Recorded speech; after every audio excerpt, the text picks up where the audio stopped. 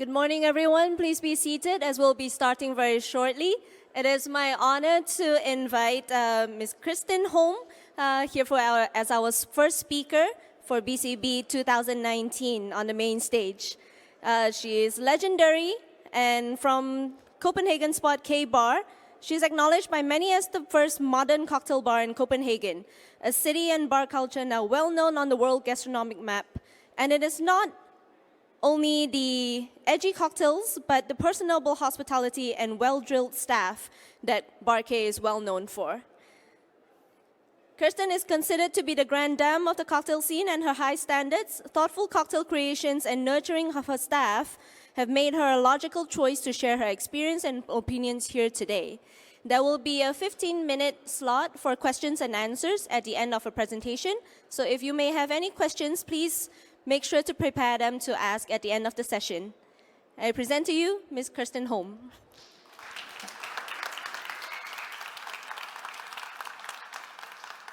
Thank you for the kind words. My name is, as has been mentioned, Kirsten. I've actually been in the business, I was going to say 37 years, but my bar chef reminded me yesterday, oh, no, it's 38. I was born when you started in the business. Thank you. I've had K-Bar for 17 years, yes, and it has actually made money every year for the 17 years. So I will try and also explain what I did and how I survived. I woke up this morning, 6 o'clock in the morning, and suddenly, I forgot to put in nice, pretty pictures of my cocktail bar in the presentation. So it's not going to happen. You'll have to go on my Instagram or Facebook, and you can see all the pictures of my bar. Sorry. Well, so Angus Winchester asked me if I would do some kind of presentation here. And I was thinking all kinds of subjects. And then he said, no, about you and your bar. And I was thinking, what do I say? What do you want to know? What? And then suddenly it struck me, even though I go to master classes, I go to tastings, I go this and that in Copenhagen, it struck me what is different about me and the bar compared to other places. Age, for one thing. I'm middle-aged, I'm gray-haired, wrinkled. I'm old enough to be mother to most of the other bartenders in Copenhagen. I'm a woman. Very, very few women survive this business. Not to mention men, but the statistics for women is awful. And it's also like that, I've looked into it, it's also terrible for chefs, professional sommeliers. Things are happening. There's still very few women that survive this business. And I'll try and tell you what I did later on. So I've also tried to think, how have I survived this business? Because there are a lot of dark patches, a lot of problems in our business. And I'm not going to go into depth about it, but I think you all know what I mean.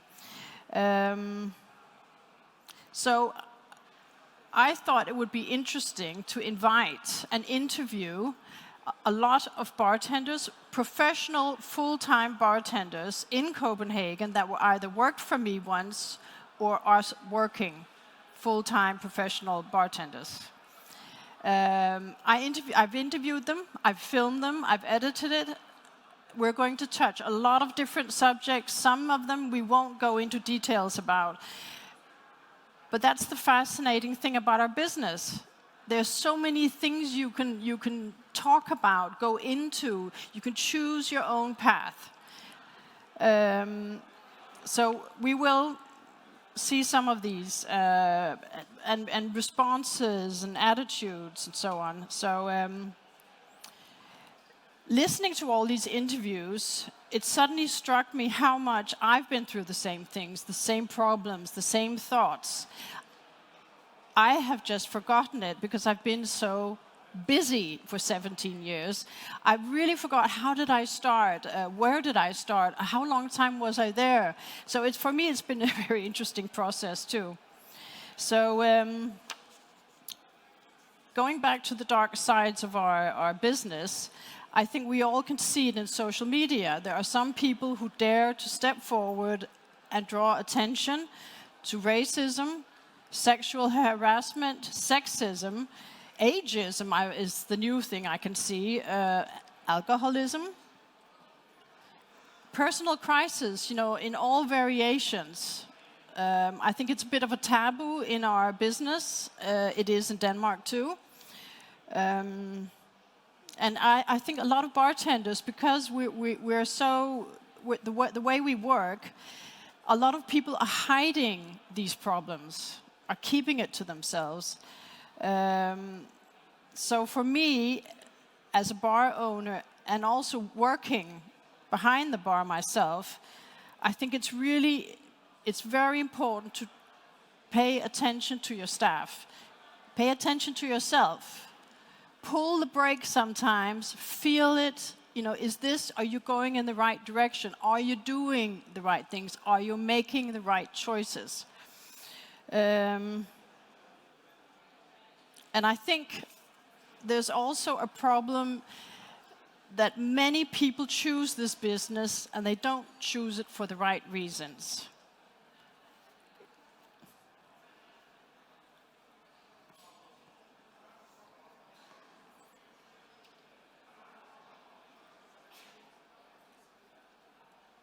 And we're supposed to see a little clip of interviews.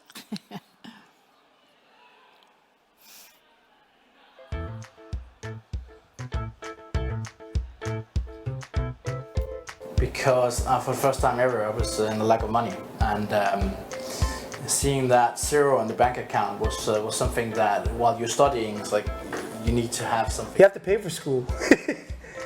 So what you had to do is work at night and learn the trade, because you don't go to school at night, and you make really good money doing what you do. I started actually by accident or coincidence. I used to work as a chef, and due to some allergies, I had to find another way of still be creative and still have fun with guests. Then I was working at McDonald's for practicing, and then I enjoyed the paste. I applied for a job at Burger King in the Copenhagen airport, but I got a job in a bar. I was kind of thrown into it, started doing lunches and ended up in a bar and didn't leave. And it just sort of went on from there. I was always studying at the same time, and then I'd drop out of studying and I'd still have bartending. And I think, as many other bartenders in the world, I chose this by mistake. By coincidence, actually. And then I met Kirsten, and she said, "Why don't you work at my place?" So I started as a runner. I cleared tables in a nightclub, a huge nightclub in a 5-star hotel.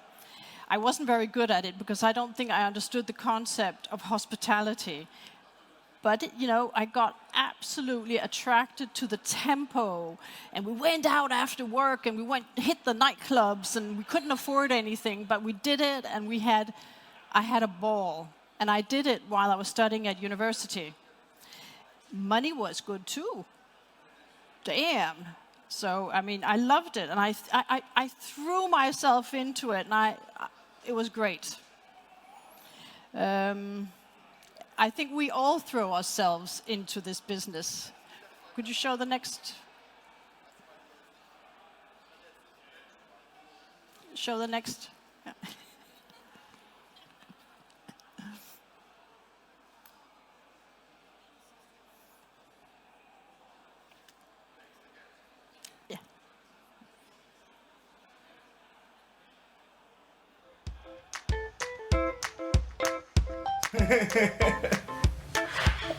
I have more bad stories than I have good, but still the good ones weigh up for the bad ones. Owners cheating you out of money or promises. Yeah, that's been the biggest issue for me, not working for good people. Nowadays I see drugs being part of it as well. Alcoholism. I've seen that happening. Turning into like mental illnesses. So it was a lot of clean the glasses. If you don't clean it, you're an idiot, you know, like, or throwing the glasses around. You motherfucker, you know, like, we cannot do it. That people can be quite rude without thinking about it. If I'm lucky, I had a 1 day off per week. If I'm lucky. I missed a lot of family lunches and birthdays. It's a tough industry, and you work hard, and a lot of places you don't get the recognition that you deserve. For starters, I find that the tone is quite harsh.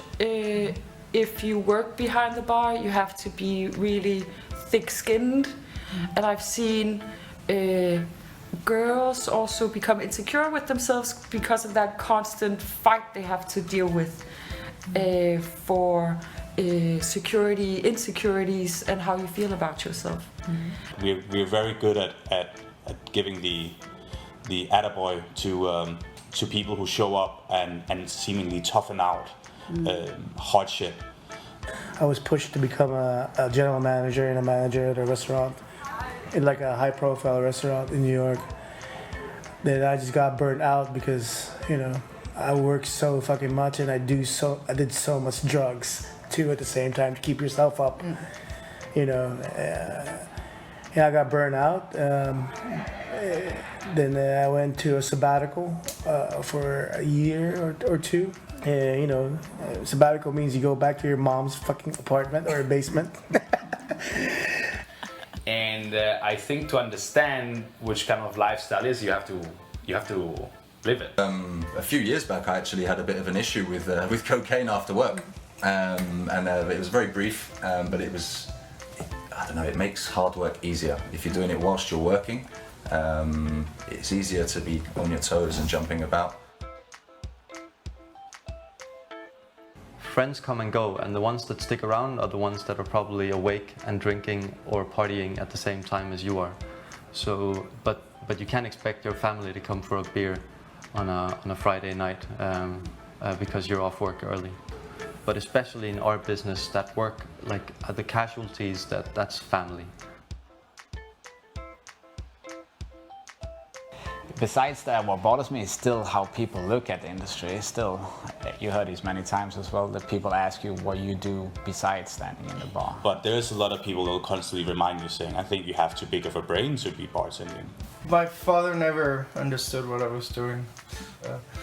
Yeah, he was always like, oh, when are you gonna go back to school? Or he never really said it flat out, but I could see what he was like, yeah, just messing around.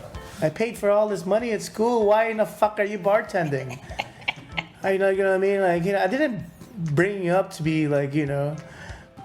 I think still for a society that around us, they have a hard time understanding that there is an intellectual challenge to the job.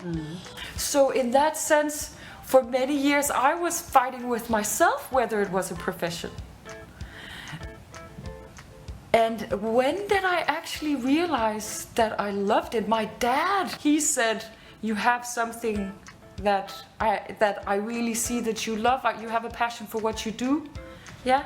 And then I went all in after he kind of gave me that pat on the shoulder.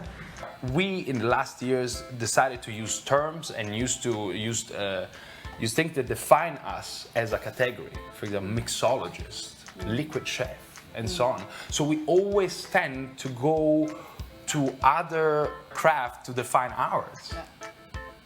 And the problem is this one: if we are not good with ourselves in doing this job, maybe we shouldn't do it. And I think the first people that don't respect this job is us.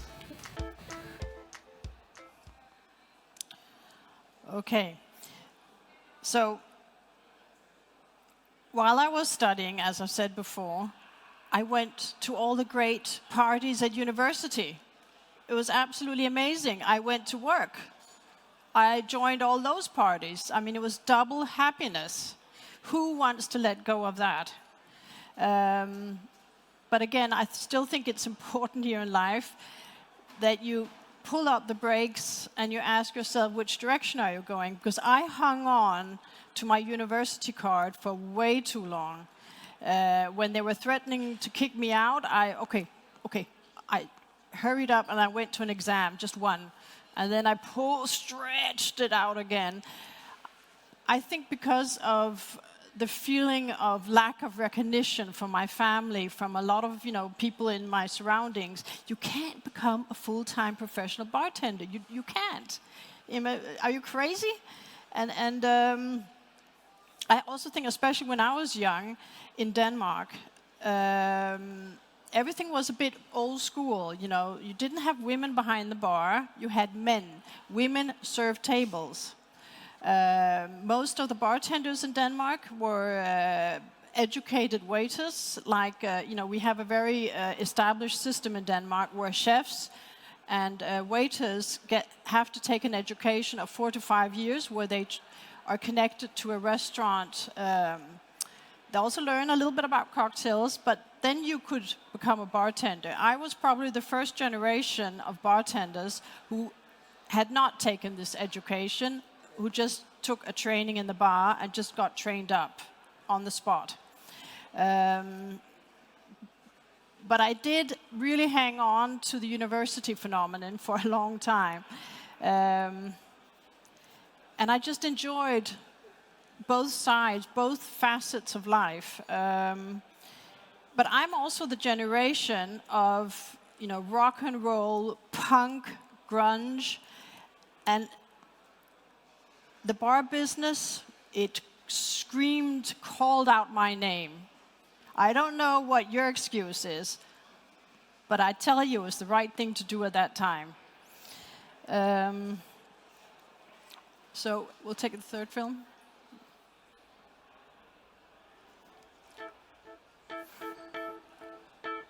There's early warning signs in the way they show up to work. Do they come in smiling? Is that the first face you see, or are they a little bit low on energy, reaching for the third cup of coffee before the hour has passed? It's not hard to see when you know on yourself the effects that stress can have. You will also know that people are different personalities, so you just need to have an understanding of a person's baseline behavior first. They can also get hyper energetic, so that can be just as bad as having low energy. And I think it's just important that you foster a relationship with members of staff where you can actually ask them if they're doing okay.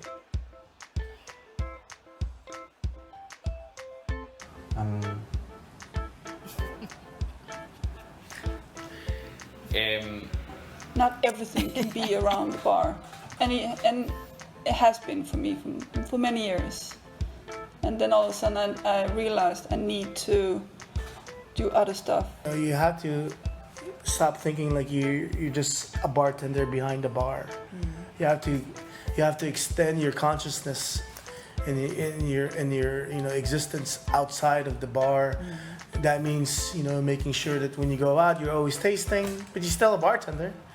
You go to a restaurant or maybe at home you're doing your own craft beer. You're still a bartender. So I have always thought it was really, really important to have a life outside the bar. Something that has nothing to do with business. But it took me many, many years before I realized that. So I really went out and I picked up old friendships that I had neglected because they weren't as fun and crazy as the ones in the bar business.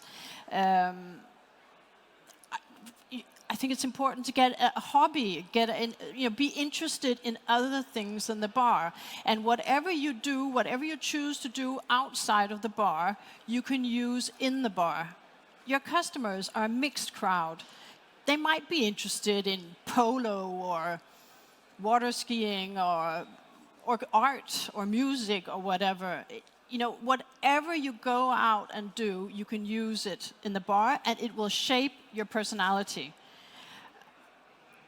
I think that is so vital. I see it in our business that so many bartenders are just only in the bar. They can only talk about the bar. They can only talk about people in the bar or alcohol business. And they're boring in the long run. You want to bring something in, want to bring something else into it. And I think you'll survive much better. I know that circumstances are very, very different in Scandinavia than it is in America or a lot of other places. We are much more spoiled, we're much more privileged all around. But our business is still tough in the old-fashioned way. You know, we still have to work really, really hard, especially as a bar owner. I've worked full-time in the bar, and even more than full-time, for 17 years. It's only recently, at 1st of September, I said, I want to go down to about 30 hours a week. And actually, I think I'm going to go down even more. That's for other reasons, but I think it's about time that I pull back. But I really don't think, for a bar owner, it's difficult to run a bar if you're not there. If you don't put your personality, your opinions, whoever you are, into those rooms where people come. You've got to have your staff serve the way you like to serve people. You want your staff to address your guests the way you would address them, maybe even better. Then you'll be happy. You want them to make cocktails the way you've decided that K-Bar's cocktails should be made, how it should be presented. It's so important that you go in and put you into that bar as an owner, and then everything else will fall into place. Just be true to yourself. I have also suffered from stress in periods, really bad stress. And for the last 3 years, I've been really good, well, somewhat good, at stopping up and saying no to things. You know, I just say, no, I can't, sorry, I'm busy, I'm somewhere else, no. You have got to learn, you can't go out and compensate or substitute or whatever it is if you're feeling something's going wrong. It's really important that you're honest, you address problems immediately, or can go really bad. I mean, I think we could all seen it in our business. There must be a lot of reasons for why are there not more bartenders my age. And I think all this is connected to it. So I think it's just really important. Make a plan, get help. And also be close to your staff, be close to your colleagues. Help them, I think it's important we support each other because it is a tough business. All the time, every day. I think it's important to get a quality of life, basically. I mean, that's what I'm trying to tell you. And make some choices in life. Feel it, think it. And, ask yourself, am I doing the right path? How do I see myself in 5 years? I think it's so important that we keep that frame of mind in our business. Okay, next one. We're full of people who made our lives the way we want it to be. So if you think that it's a handcraft and you see it as a job, I think it can last how long you want. When you reach a certain age, you can't do Friday, Saturday party anymore as you did. You have a life outside of the bar, which I find is very necessary to have. I'm not going to complain about it then, you know what I mean? I'm not going to be negative about it. I fucking chose this path. I'd like to move on to the side where I'm not necessarily behind the bar as much as I am now, and eventually have my own place. I was supposed to study medicine, and he told me, now you've chosen the practical way, and I can see that you've chosen the right way. And it kind of gave me that confidence that you don't have to go to university, you don't have to study to find something that you like and that you're good at. Yeah, and then I went all in.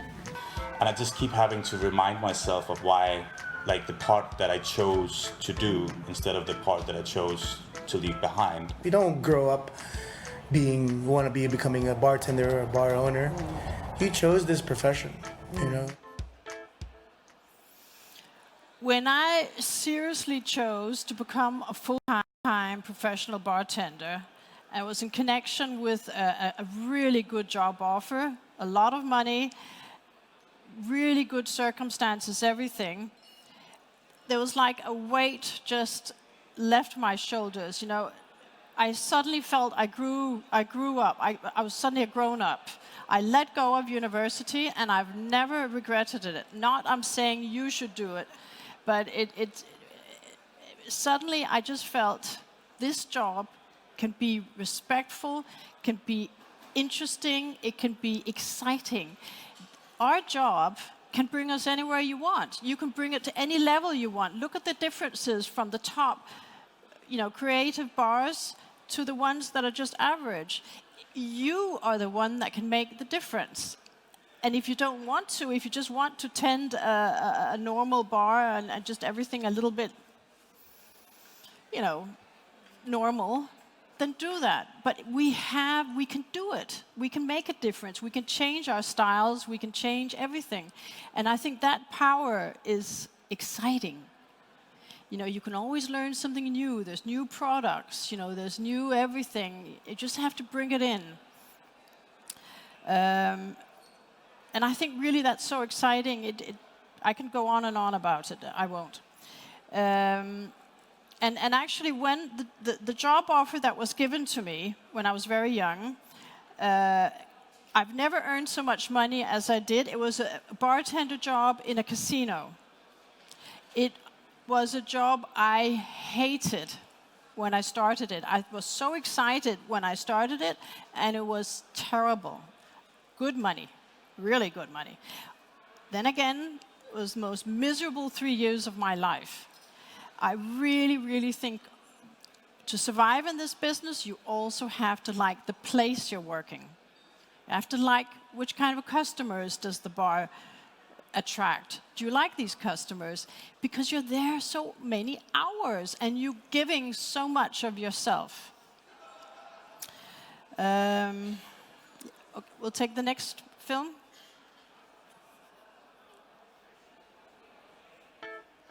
And I think prep's probably the most important thing in the whole evening is getting prepared for war.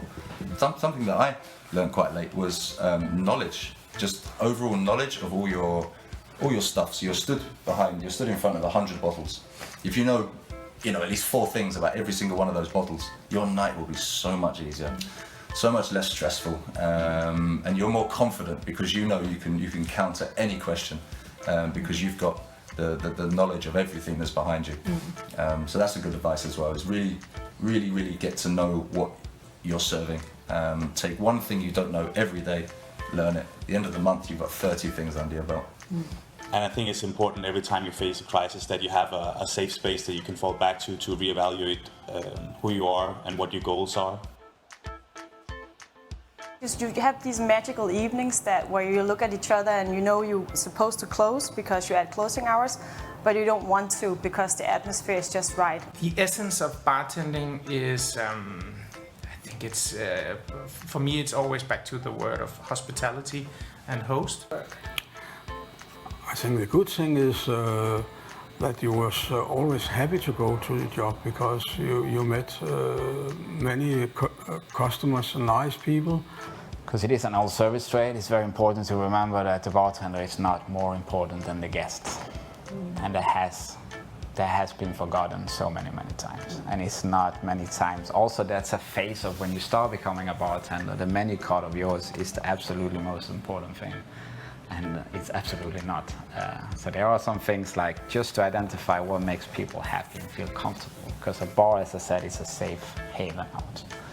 So that is a place where you need to feel relaxed. Our guests come from just finished work, have a problem at home, have a problem with their son, girlfriend, boyfriend, wife, whatever. They don't want our problem.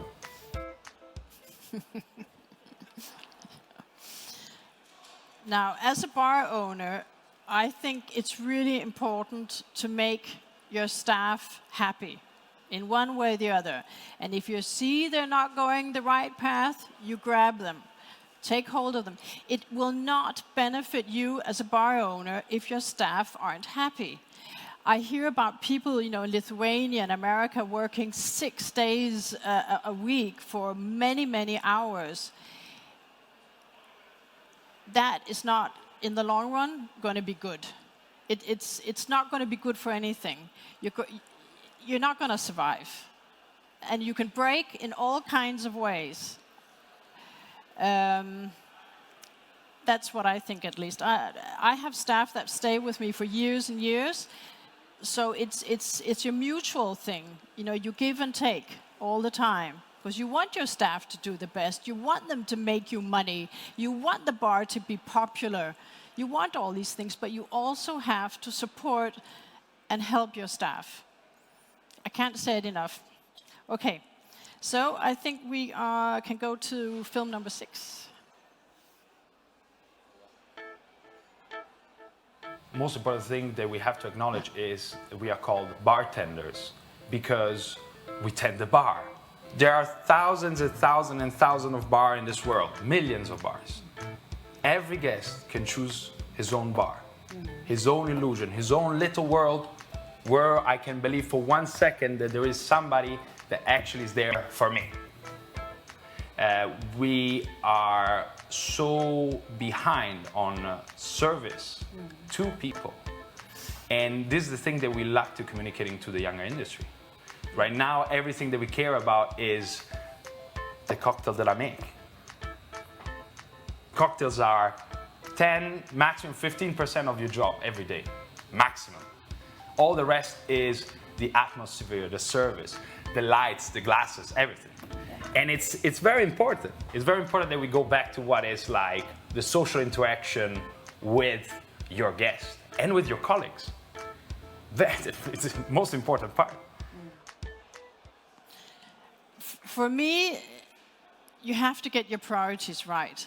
Working in the bar industry and at my bar, K-Bar, for me, my philosophy is always, it's a package deal. From when the guest comes in the door, get the eye contact, and then, you get the show going with that person. It's a package deal.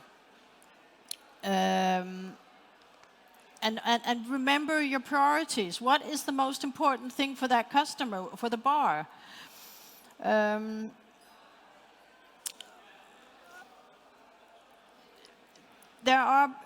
Opening a bar is tough. Finding your DNA. Should it be in black and white? Should it be pink? Should it be hipster style? Should it be, this and that? When you find out what you are, which kind of customers you want to attract, what kind of cocktails do you want to serve, what is you, all that will fall in place. But then your next big challenge comes, is making it successful. Are people grabbing your idea? Do they appreciate, your concept? Do they appreciate you as a bar owner? Do they appreciate the staff you've chosen and the way they work? And keeping a cocktail bar going for 17 years is not easy. It is very hard work and keeping you up a few nights. I've listed a lot of pointers to what I think it takes to be a successful bar owner. There's the really, really obvious one. Hard work. I can't say it enough. Bloody hard. Follow the times.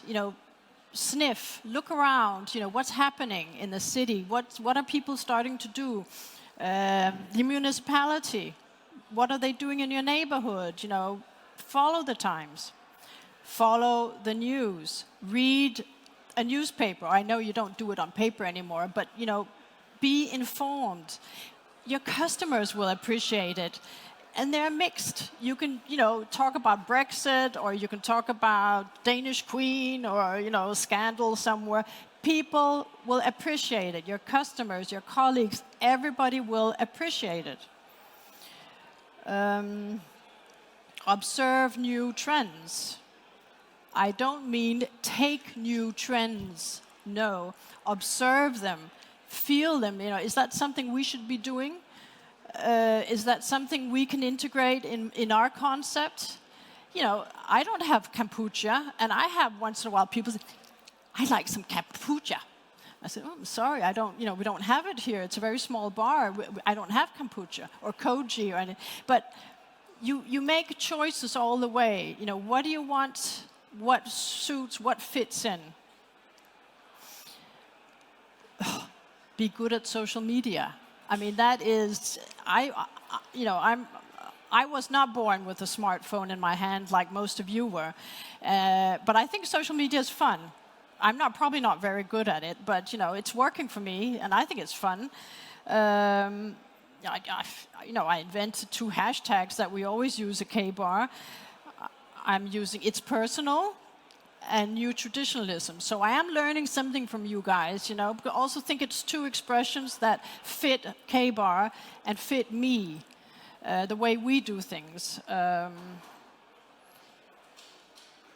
Give a shit, you know.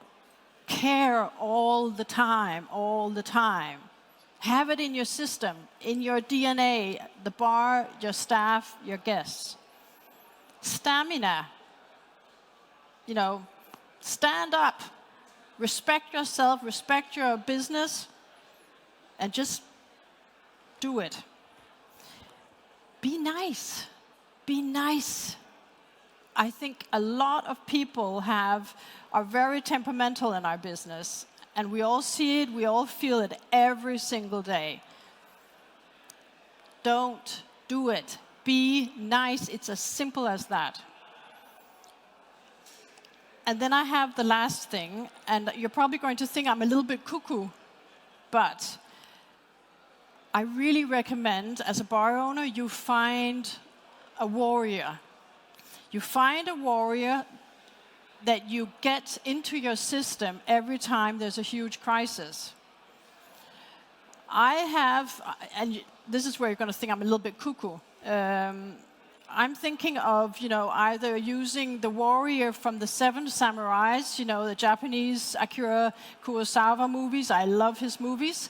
So I'm thinking of that samurai and the 7 Samurai, you know, or his other movie, Sanjuro, which is another kind of hero, another kind of warrior. And there's a difference between someone calling in sick and you plan your day off and you got to go to work and you know, ooh. And then suddenly, if someone cheats you, if your bar is suddenly suffering from water damage, you know, serious things, you have sorrow suddenly, you lost your father or a sibling, you have to go through sorrow. You've got to find that warrior in you. That will make you survive. And it's so different. You just find the warrior and you just go out and do it. You find which warrior suits to your temperament, to your mentality. And it will, I know some people probably say an angel, but I'm not that type. I like to get that warrior going in my stomach when there's a crisis. I don't really have that much more to say. For many years ago at K-Bar, we did a little movie, a little tiny short movie that we're going to show, where I used my father. He was about 91 at the time. I used his voice, and he has a good voice. And I think the movie, it's typical K-Bar, I hope, and it's timeless. I just resaw it. I haven't seen it for a few years. I saw it yesterday. And it's timeless, so yeah.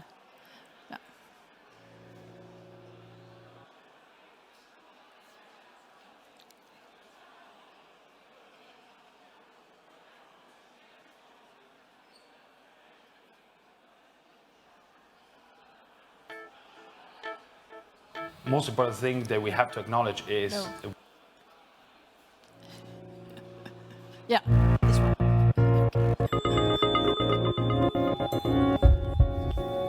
In my more than 40 years in diplomacy in the US, Europe, as well as in the Far East, I have learned that prejudgment and stubbornness leads to nothing.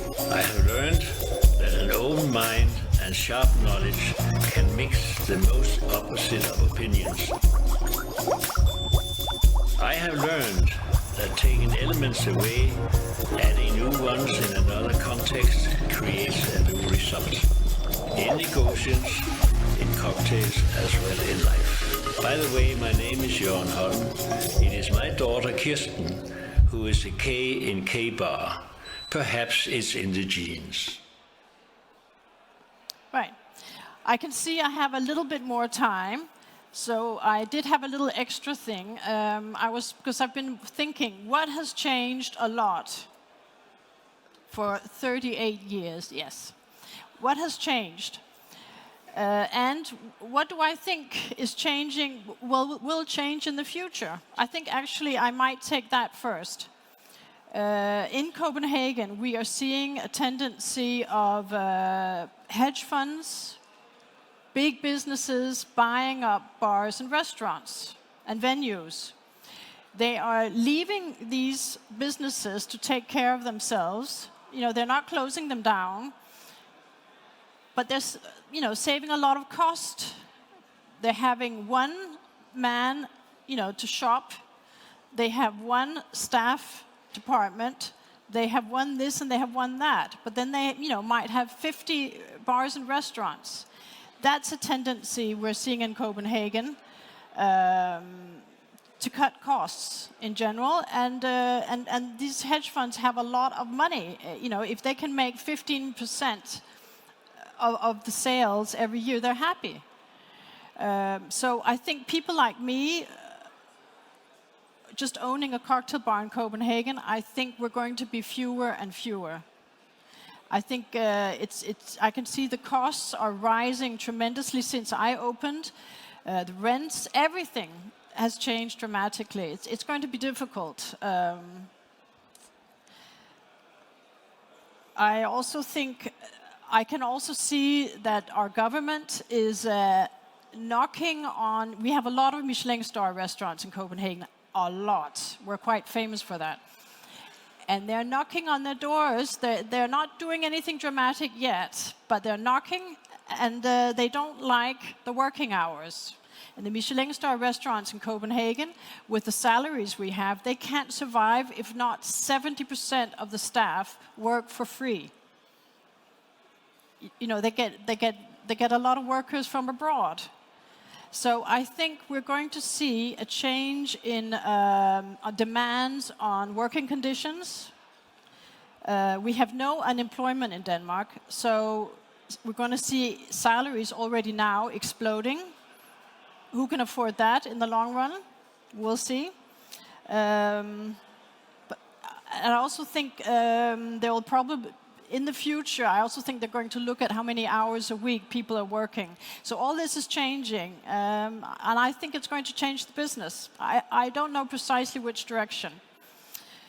But the standard of cocktails, the standard of restaurants, cocktail bars has exploded. It's so high, it's so complex. You would roll around and laugh if you saw the cocktails from the 80s in Copenhagen till now. You know, it's such a difference, and that's good, really good. And actually, you know, and then there's a couple of other things I've written up, like sexual harassment. All the women I spoke to in cocktail bars, like K-bar, there's nothing. Times have really changed, you know, Me Too, and I also think because of Scandinavia, we've had governments, you know, really pushing for equal rights, different mentalities. Compared to when I was young in the 80s, you know, you really had to spot, okay, I'm not going to go close to him, I'm going to serve him from the other side so he can't grab, you know. You had to be smart. You don't have to be smart that way today, and that's really nice to see. At least in Scandinavia, it's really changed. ageism. I see a little bit of that on Facebook. I'm old, but I own a bar. I don't look at people's age if I employ them. But is that happening? I don't know. But I read on Facebook that it's happening in America, so we'll see. And I was also thinking, could it be interesting for some people to speculate in a better standard of education for bartenders? You know, that could be an interesting subject for certain people. But that was my last pointers. Thank you for coming here and listening to me, and I hope I gave you something you could bring home and think about. Okay?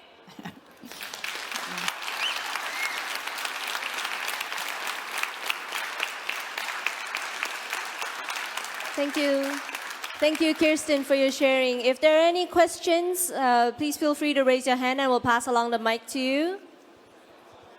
And if not, thank you very... Oh, just one moment, coming up.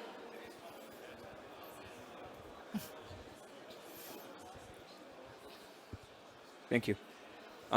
You spoke about the evolution of bar and bartendings, so I'm curious about your opinion. Do you think that that evolution brought maybe more stress and maybe less enjoyment in the bars than like that was in the 80s maybe? I don't know how it was in the 80s, I'm too young, but I just want to know. Yeah, I think the competition, when it's at a very high level, can be stressful. Okay, yeah, definitely brought ego problems in our business. Okay, thank you. Okay. Hi, any other questions? We have time for one more. Hello, Kirsten. Hello. It's good to see you again. You mentioned in the last 10 minutes that you think that the independent industry is only going to get harder and harder, and that it's really difficult to compete against the hedge funds now in a growing hospitality market. I'm not looking for any golden bullet solutions, but do you have any ideas what the industry can do to protect people like you? Yeah, because I'm looking for some as well. Because we're almost competing against them somehow. Carl, don't you agree? I mean, you know, they are sort of breathing down your back. And even though owners who sell out to them do it because the money is big, but I also hear that they're forcing them slowly to change certain things about their concept. So it's not, you know, golden days. And I think maybe that's where we can win. And we're just more charming. Is there anything that you can think of that we could do to make the economic situation better, so that we wouldn't be so ready to sell out because we need to pay the rent or put food on our table? Well, you know, I'm tempted to say maybe we just need a financial crisis to clean out a little bit all the cheap, drain the swamp, huh? You know, nonsense places. But of course, I don't wish that. Okay. But I think it's happening most places. You know, I mean, you see these concepts just here in Berlin where people are open from breakfast to, you know, and then they change the concept. They're doing that because they have to, I presume, because of the rent. It's happening in London, in New York, where you just have to change your concept because you got to get the revenue going. What do you do about that? I don't know. Thank you. Thank you very much. Thank you very much, Kirsten, everyone. Thank you so much, Kirsten. Thank you. Please feel free to clear the room and bring all your belongings with you, but come back at 1:15 where we have our next session with Lars Williams on fermentation. Thank you very much, everyone.